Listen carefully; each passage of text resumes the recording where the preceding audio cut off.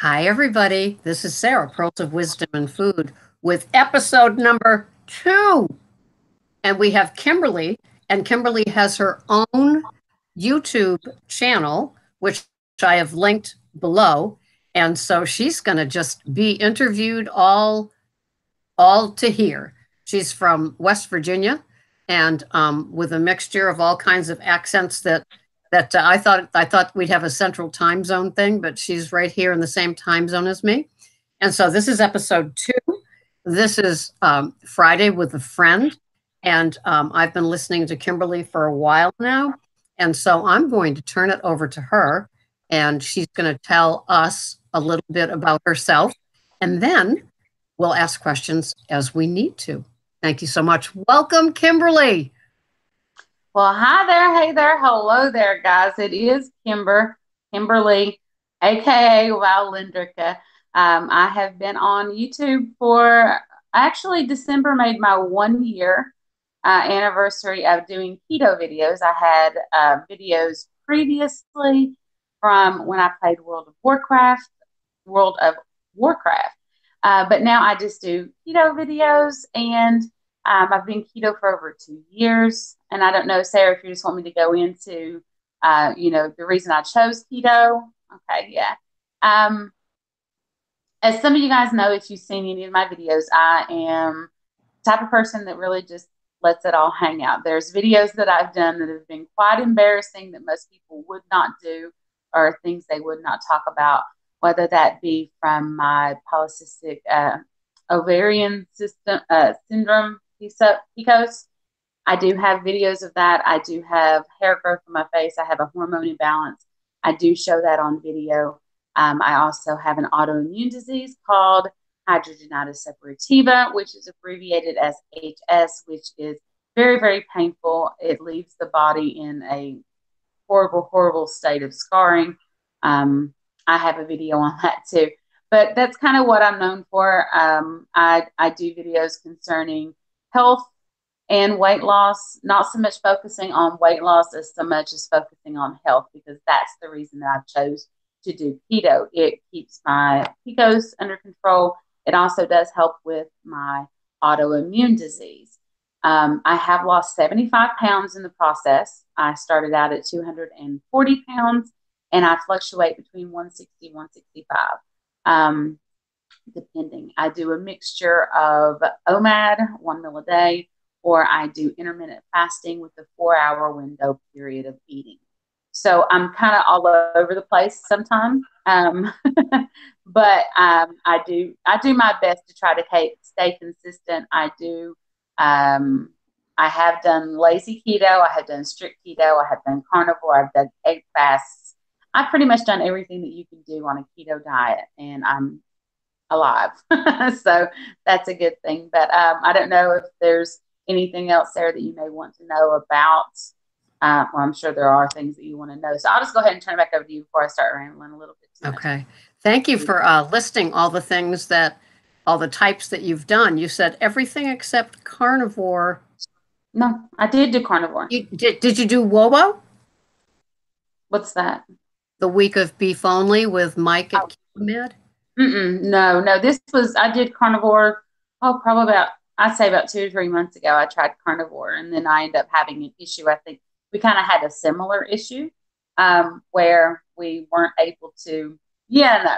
So yeah, that for me, I had to quit it at that point. But I'm definitely up for the challenge again, maybe at another time to try it. But I enjoyed the way that it made me feel, other than the bathroom issue, for sure. Yeah, I was surprised at what happened to me. I was not anticipating it, and but I'm happy to be just keto and carnivish, and so where are you at now with your foods? What would you call yourself today? Right now, I'm kind of more on the intermittent fasting. I was listening to Dr. Berg, which I really like Dr. Berg, but I do think he pushes supplements a little bit too much for my taste, because I'm more about I believe that everything that you can do on a keto diet, you can achieve just by your food choices. like the supplements and everything like that, I don't get into. So when he starts that, I'm just like, okay, it's enough. But no offense to anybody if you do supplements, that's great. But for me, I find keeping it pure is really what helps me with my autoimmune disease and the other issues that I have. So I do it mostly by food, but I do the intermittent fasting where I do fast for 20 hours and I have a 4 hour window period where I eat. And I do work overnights from midnight to 8 a.m. So the way that it ends up working for me is I actually start eating when most people start stopping. So my first meal is around 5 to 6 p.m. And I'll have my first meal. Usually that consists of eggs, whether it depends on how hungry I am. If I have 3 eggs or I have 4 eggs, and I do scrambled um, or I just do fried eggs. And I usually have 2 to 3 pieces of bacon and half of an avocado. And that's usually my first meal of the day. And then within 4 hours of that time, I do have anywhere from 4 to 6 ounces of meat, whether that be, chicken thighs or a steak or chuck roast or, just any type of meat like that. And I'll follow it up with a vegetable. And I am trying to get more into less of, I was a big eater of broccoli and things like that, but it's kind of higher in the sugar and even some cauliflower. So I kind of went to more of like the bok choy, the asparagus, the cabbage, things that are more water based. And just doing that, and just keeping it with healthy fats, whether that be butter, olive oil, avocados. I do nut butters. If I feel like I haven't gotten enough fat in for the day, I'll do like an organic almond butter or an organic peanut butter. But yeah, so intermittent fasting and 20-hour fast is what I do now. So you squeeze in the two meals in that 4 hours, and so you're done around 9 or 10, and then you go into work at midnight. Do you have much of a commute?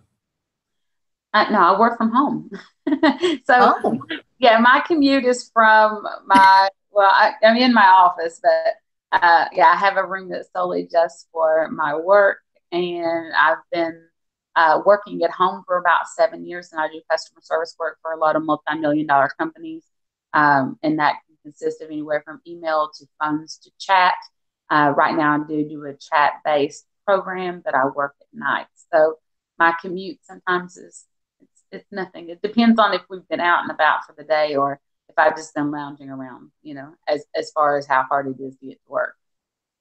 so when you have a day off, does your eating pattern differ? It really does. And I wish that it didn't. But I do find that inner turmoil. I am a food addict. And I know you talk about Miss Slick. Um, I miss Slick and about seven of her sisters. I mean, when it comes to food addiction, it is real for me. And I feel anxiety when it comes to food. And that's why being a strict ketoer helps me more than just whatever goes. As long as I'm eating keto foods, that's fine. That doesn't work so much for me. I really have to have everything planned. But on my days off and things like that, it's really hard because my husband does want to go out and about, and he does do keto to an extent. But his thing is why can't I have chips every once in a while? Or if I want to eat a hamburger, why can't I have the bun? And I'm trying to get him to understand. And he's like, well, I don't like it like that. And I'm like, well, I don't like it like that either. You have to get used to this. And then you start to prefer it. But when we're out, he wants to, go eat, or he wants to, I do a lot of like Subway salads and things like that, even though I know that they're a little bit higher in carbs because you can't control the amount of sugar in the dressings and what's on the meat and things like that. But on those days off, yeah, there's no intermittent fasting. It's as soon as we leave the house, we find somewhere to eat, whether it be a Bumble's burger or a salad or something like that, or Arby's, or it consists of fast food, not so much measuring and tracking. It's just making sure you're keeping it keto. Well, it's part of what you have to do if you're part of a couple, right? Now, didn't I see in the video that you have a keto restaurant, takeout, something like that down in your neck of the woods? Yeah, we do. It's well, there's actually more places now that have caught on board, but When I first started on keto, I had heard of a place. It's about 20 miles from here, but it's close to some of our friends where our friends live. And they actually have, a fathead dough recipe on their menu. And they make pizzas and they make, well, I don't know if you know what a ham wedge is, but that's really big here. And basically, what it is just pizza dough. They take two pizza doughs, and in between, they make like a ham sandwich. So you have ham and cheese and lettuce and tomato and mayonnaise. They put them together with the pizza doughs, and then they cover them in mozzarella cheese and they bake them. And it is like, it's amazing. But they do it with the ham, and they do the Philly cheesesteak. Um, they used to have keto brownies on their menu. They did have cauliflower crust pizza, but they quit doing that one. But they still have the fathead dough, but that's the only thing they kept from it. And the lady that had the establishment, she had lost 120 pounds on keto, and she wanted to bring something that she could eat while she was at work, and it kind of took off. And then we have another place. It's called Giovanni's, and I think that it's in some other states. It's not just here locally in West Virginia, but they have the cauliflower crust pizzas. They have the traditional wings, and I used to eat that a lot. But I started noticing with the cauliflower crust pizzas that, by the end of the day, my feet would get really swelled or my hands were getting swelled. And I did ask them about, seeing the ingredients, and I found out there was rice flour, tapioca starch. There was things like that they were putting in it, but they weren't advertising it as, they were advertising as keto, but it wasn't. It was more on the low carb, side of things. And I had to stop that because I was noticing that it was getting to me. But the one place that makes the fathead dough, now that one's straight up. That's straight up keto, no doubt. I love that. And I haven't switched from the fathead pizza dough since I tried it. And other people say, really try the cauliflower crust one. And there's one that's rather expensive. A couple of my clients have it, but I just have no interest to switch. And for no other reason that it's a recipe I know and I can Well, do it because I have my keto pizza every Saturday. And it's interesting when you were talking about your husband, because I have seen the videos where it's like, that's how you do life together, is that you go to some fast food sort of places and get what you get. And I call those things BBCs, better bad choices. You're getting a salad, you're doing the best you can. I probably would bring my macadamia nut oil with me to pour on it rather than the packets they give you. But the salads look kind of good. I mean, there's worse things to have, right? oh gosh, that's very true. But there's been sometimes that I've went to places, and I don't know if most people actually check the things like at McDonald's. If you check their ranch packets, and I've kind of laid off of ranch a lot, except when I eat buffalo wings, and that's just because it's so hot. I have to have something to cool it down. But the ranch packets from McDonald's have like 16 grams of carbs, and people don't think about it because they're used to just the ranch having two or three carbs, and they're like, it's all right, and they'll just dump it. And those are things that I really had to start noticing, especially, even eating out. They usually will give you the nutritional information, even if you have to go online and check their menus. They have it available. They may not just tell you what it is or have it on the package, but you can definitely find out the info. So no one really has an excuse of, oh, I didn't know, because it's all out there. Every recipe has it. It, Not it recipe, but restaurant. They have it. yeah. So those little packets can really be carb bombs, and you think it's just a ranch dressing like the one that you might be used to out of your own home, like a Marie's or the other bottled ones. So um, so you go along to get along and have do the best you can when you go out with him, but you're eating earlier in the day, right? Yeah, it messes you up.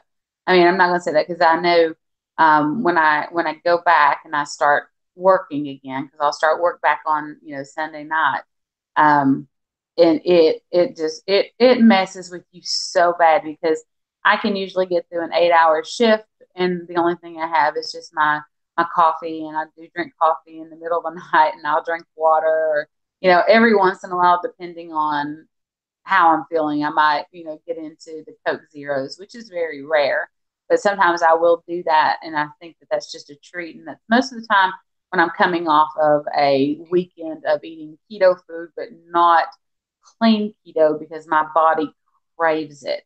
It just does. I mean, your body will completely just mess with you. And things that I can normally just say, I don't even want that, I crave it. And I think that that's seriously from the lack of control that I do on my days off. So it's something, it sounds like something that you're very aware of, and when you do the best you can, you kind of have to work on, right? Yeah, it's hard, but Yeah. you can. Working is easier, isn't it? Because you get that schedule. Like I eat my dinner at 3. I go to bed at 4:30 before my shift. It sounds to me like you get your sleep after your shift. Yeah, usually right after my shift is over, um, I'll go to bed. I mean, sometimes it may be 9 or 9:30 before I actually fall asleep, and then I'll get up around 2 or 3. But the reason that I do that and I like it that way is because as long as I can maybe even get 3 to 4 hours of sleep, if there's something that has to be done during that day, then I still have time to do it. And then I can come back home and maybe an hour before my shift, after I've had my second meal, then I can, even get like a quick cat nap. But I find that it's easier, and I don't know how this is going to sound, but I find that it's easier after an 8 hour shift just to go to bed so I'm not tempted to want to eat. So when I wake up around 2 or 3, I'm like, oh, I get to eat in 2 hours, and I'm just afraid that if I was to stay up, that I would want to eat. And, I know that with keto, the addictions and things like that are supposed to subside. But, I have so many years of eating, the sad diet that it's kind of ingrained in me. And even after all of this time, I'm still learning. I'm still finding ways that, to keep myself on track. And I'm not always perfect. I do have mess ups, but the thing is if I do mess up, I bounce right back. I don't let one issue turn into 2 or 3 months of weight gain and then look at myself and be like, what have I done? And that, I guess that's just the most important thing, is people need to realize that it is a journey. This is a way of eating for the rest of my life because it's what helps me feel better. It's what keeps me healthy, my autoimmune disease in check. It keeps me sane. When I go off and I go on a sugar craving, I mean, I'm just a strange lady. It's like I have no idea who I am. It's a drug. But, if you mess up, you just got to get back on. You can't just, belittle yourself or stay in that same little. I don't know. I see it a lot. You see people always on YouTube with their videos is, oh, I so cheated and I don't know how to get back into keto, or I don't know. I don't have time for all that. If I mess up, it's just back on the next meal. You have to do what you got to do. You're very, very lucky because there are so many people that don't have that chance. They cross a line and they can't come back. And it sounds silly until, like my channel and your channel, you might get people saying it like I got here. And it's like, they took a break to enjoy the holiday season. And, it's like they're coming back in April. They just Yeah. couldn't string it together. I had a client who I adored, and she had so much wisdom. And she said, it's easy to do keto 100%, but try doing keto like 85% or 90%. What are you going to fill in that 10 or 15 if you're a food addict like you and me? That's not going to impact you and make it harder and harder to stay at 100%. And that's what I did a lot when I first started doing keto, because it was so easy to lose weight in the beginning. Is I would have 6 days where I would eat keto, and I would have one cheat day every week. And whatever I wanted to eat, I would eat during that day. And then I would be like, okay, well, I got 6 more days of clean eating. And then next week I can do my cheats. And that worked for a little bit. And I'm not condoning that, guys. If you hear me say that, I'm not condoning that that's the right way to do. But it worked for me. And that's, of course, because I was not eating that consistently every day. I was still having those days where I was eating, but my body was so out of whack because I was going in and out of ketosis. And, I was constantly sick with the keto flu. And it was horrible. But I mean, that's what I thought I could do, because in the beginning for me, I did this for weight loss. I had no idea the health benefits of going on keto. I had no idea that it helped with autoimmune diseases. I had no idea. And for me, it's like I have my health that I have to look out for. If I go off and I just, go willy nilly and just start eating this and eating that, and I've talked about it in my videos before, I have pain that comes from my elbows to my hands, where it is constant stinging pain. My arms are like asleep.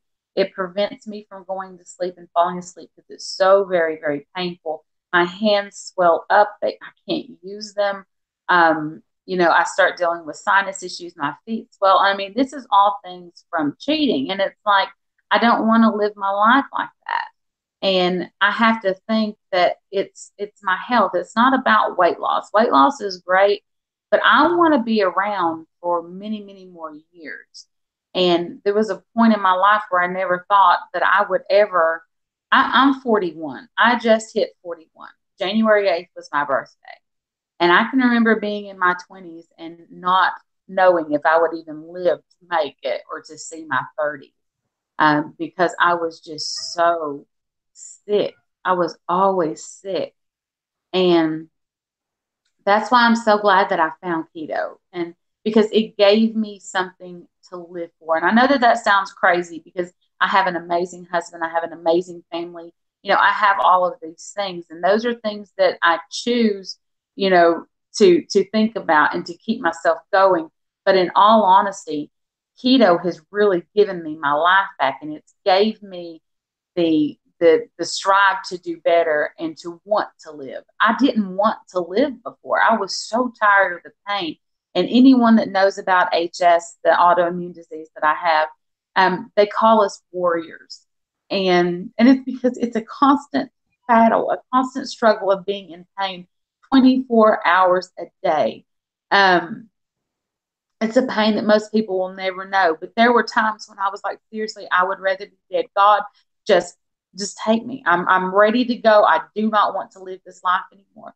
But with keto, it's given me that want to, because I know that I have something now that can help me and, makes the pain a lot less so I can enjoy my life. And I don't mean to get emotional over this, but I'm in a Facebook group for my HS, and we recently just lost someone who had battled for years and years and years. And it eventually, it's not that the HS kills you, but it messes with your immune system so much that you can't fight off the normal things. And they put you on a lifetime of antibiotics. So your body, it just refuses to work on its own. And the smallest thing, can kill you. And she died of a cold. She just had a regular cold that was going around. But because of the years of antibiotics, there are antibiotics that I can't even take now because my body no longer responds to them. And I had gotten so sick because the antibiotics that I was taking, my immune system quit producing on its own. And when you start taking antibiotics and your body gets used to that antibiotic, then you have to switch to another antibiotic because it no longer works for you. Well, I got to the point where nothing was working for me, and I was so sick. And this lady died of a cold because she couldn't fight it off, and it went in to her lungs and set up pneumonia, and she died. And it was all because of this disease. And keto is giving me back that. I'm not on any antibiotics. I'm not on any pain prescription pills. I'm not on any of that. I have no medications. I do not have high blood pressure. I do not have diabetes. I do not have thyroid issues.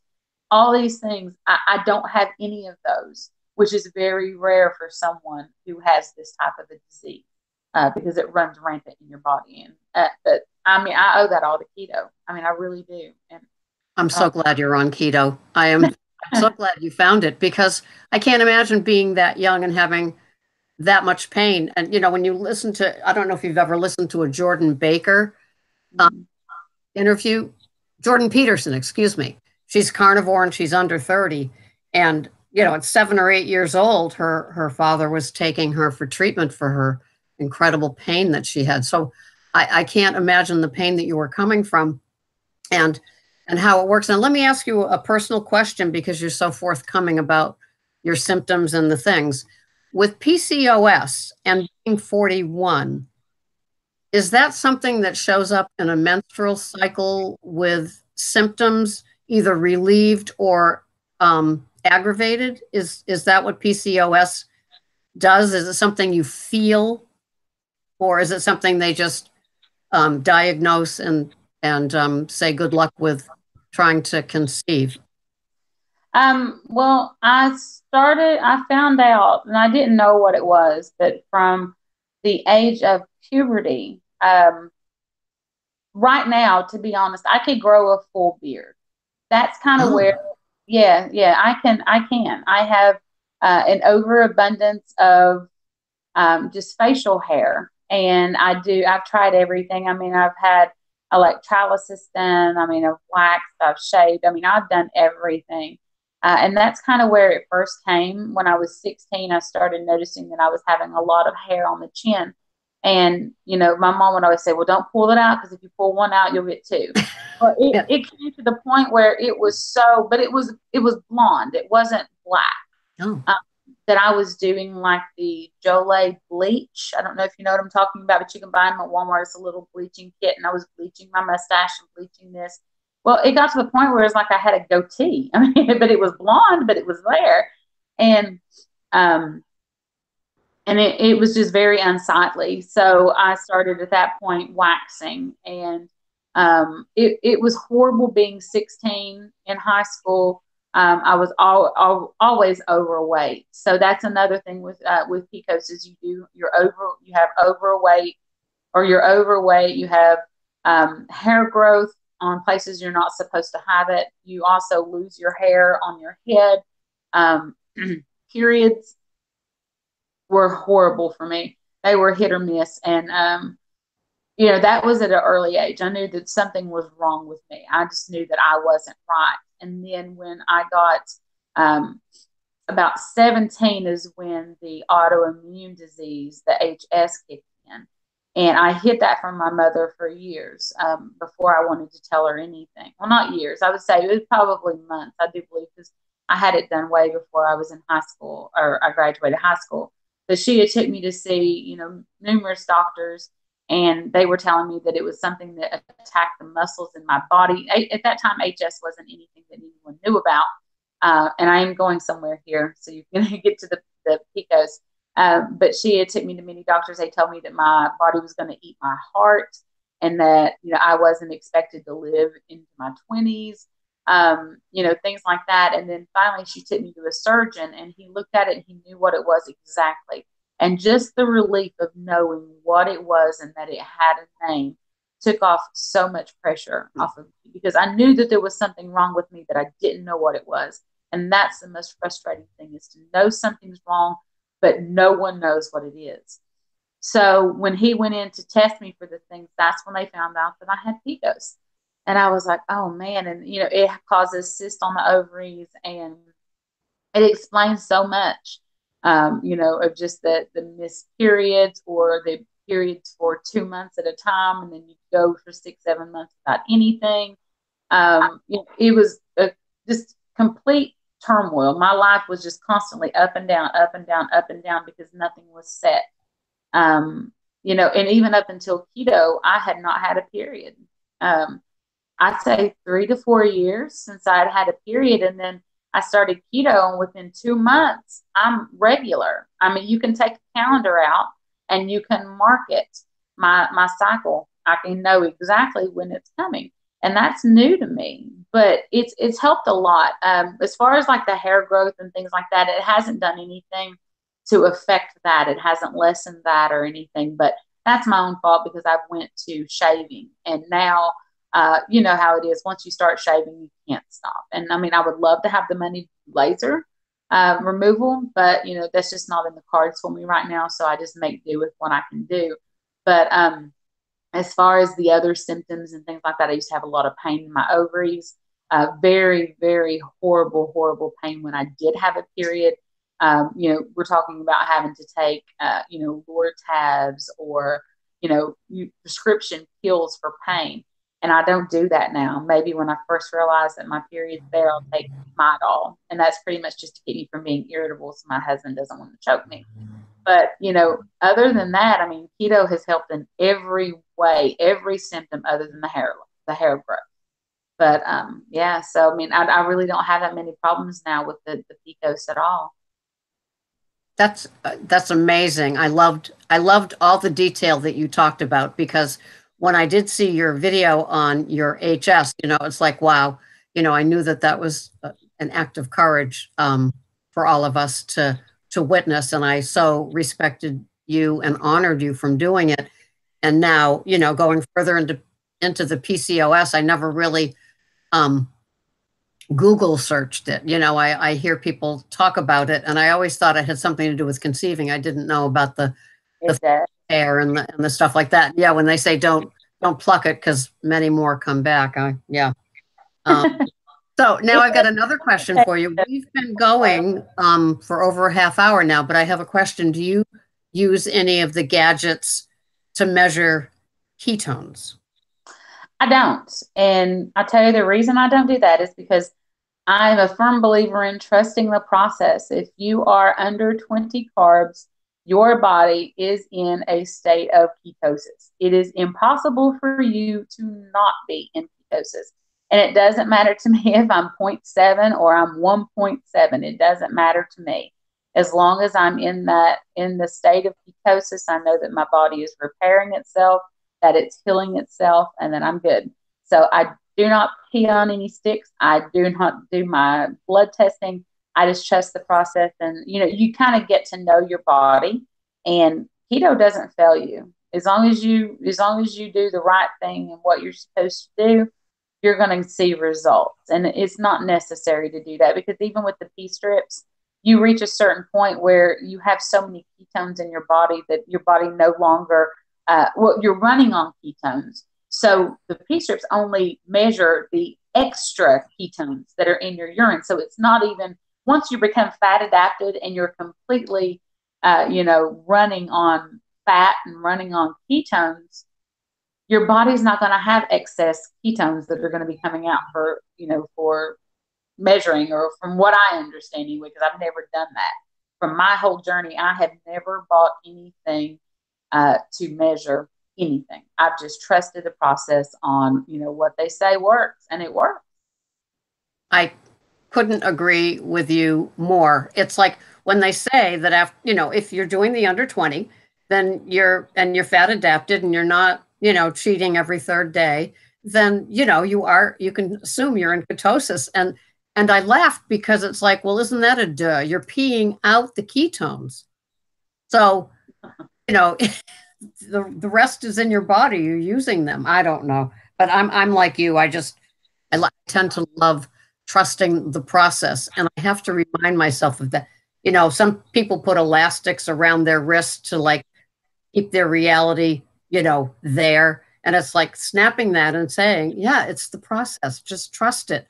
That's why, Miss Joyce, a frequent commenter here, gave me a sterling silver turtle pin, and I wear it on my black coat in the winter, and I get so many compliments. And it's like, this is how we do it. It's slow and steady wins the race. You don't see a turtle trying to weigh themselves and getting all frustrated and everything.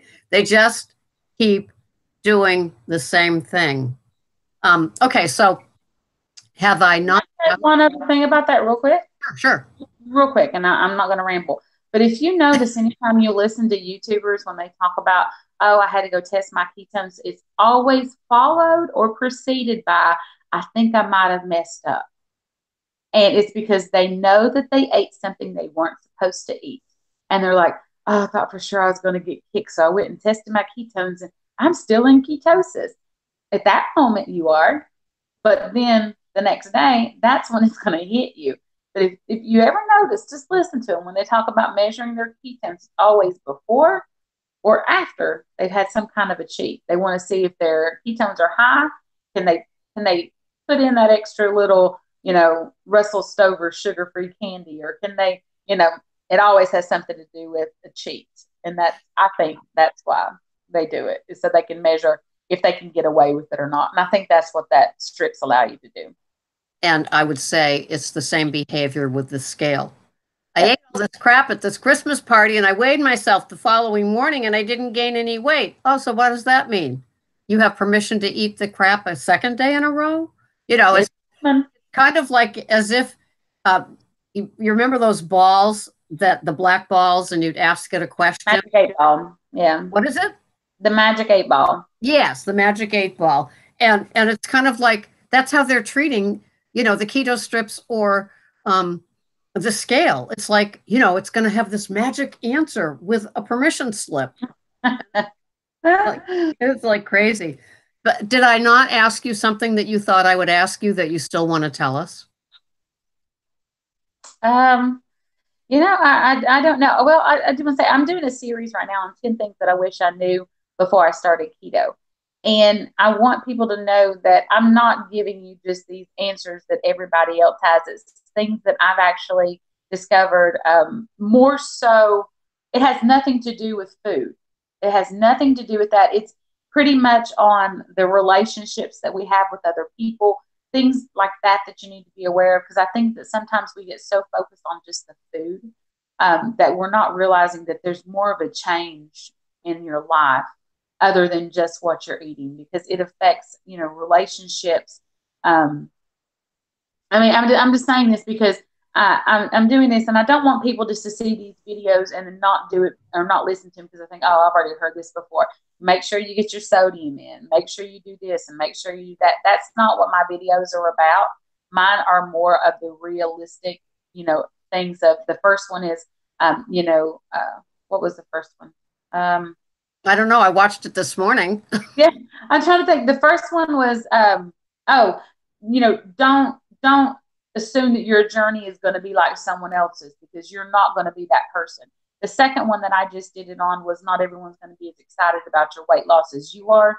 You're going to get a lot of people that tell you it's not healthy to do, it's not this, it's not that. And I think that those are things that people need to know more so, because most of the time what people are doing is they're coming to keto at the beginning of January because they want to lose weight. That's the only thing that they're focusing on. And I think that they need to realize that it's not only just a physical change, but you're going to go through a mental change. When you start keto, things are going to become so much more clearer to you. And a lot of people don't know how to handle that, because when you look at a 240-pound body compared to a 160-pound body, and it's all within a span of like 6 to 7 months, that messes with you mentally. And I was not prepared for the mental changes. So I guess I just wanted to share that, because I know that there's somebody out there that's probably listening to this and they're waiting for the magic pill of how to do keto, and you're not going to find that. If it's a true keto lifestyle, a true keto journey, it's not going to be easy. It's not going to be magic, and I think that's what people are looking for. And I try to set the expectations of reality to people. I'm real. I don't hold anything back.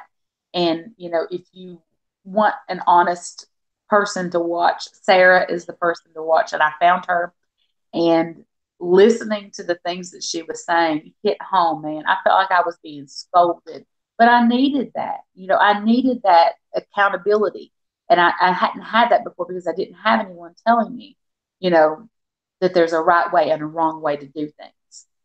So, I mean, I guess that's just, I want to thank you because, listening to your videos, and you're so consistent. Each and every video, you know exactly what it is that you're getting. And I love that. I love the fact that I know that you are dependable, that you are stable. You're not jumping from here to there and here to there and changing this and doing this and allowing this and I can't do this no more. This don't work. You're consistent. And I love that. And that's helped me so much on my journey.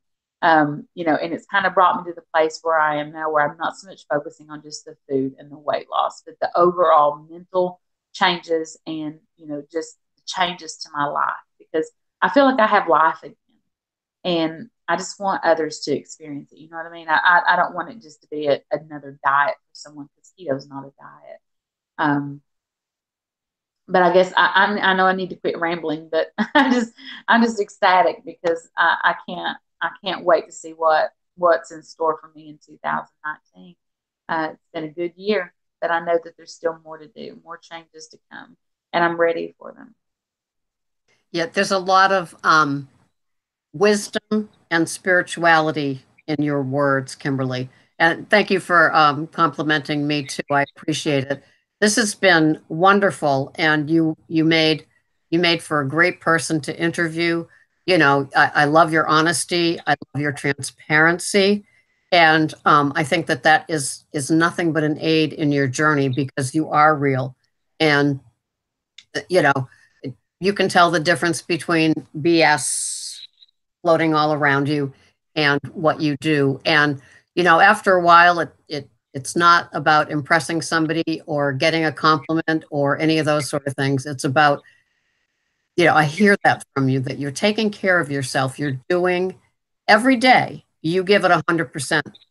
And that shows. That's what I hear from you, is that you are 100% into your day. You're not thinking about what I'm going to do, the last day in March. You're thinking about today, and you're doing the best you can. The best you can in your relationship, where you have to, being an overnight person is a challenge enough, but then having to be a normal food person on your 2 days off, you've got a double whammy there, and you're doing it. And I love that. I so respect that in you, and that you're aware that you're doing it. You just didn't fall into keto and you came out of it 65 pounds lighter. Yeah. You work it, sister. It's work. It's work for sure. So thank you so much. And I'm going to say goodbye to all of our listeners right now, and then we'll finish up on the other side. So thank you, Kimberly. You're a wonderful person to interview. Thank you, Sarah. Bye.